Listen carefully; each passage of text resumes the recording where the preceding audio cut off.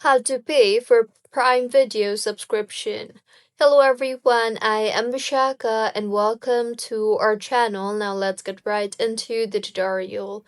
Firstly, go ahead and open the Amazon Prime application on your device and make sure you are signed in. Now tap on your profile icon on the top right of your screen and then tap on the settings option you see there.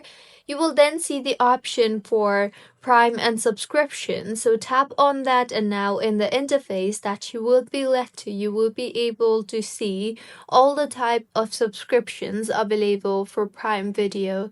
So go ahead and choose your preferred subscription and then tap on the Start Prime subscription option you see there. You will then be required to enter your card details for confirmation. So enter your card details, and once confirmed, your subscription will be started. So this is how you can pay for Prime Video subscription. If you find this tutorial helpful, please like the video and do comment if you have any queries.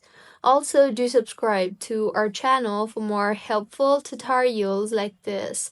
See you on the next one.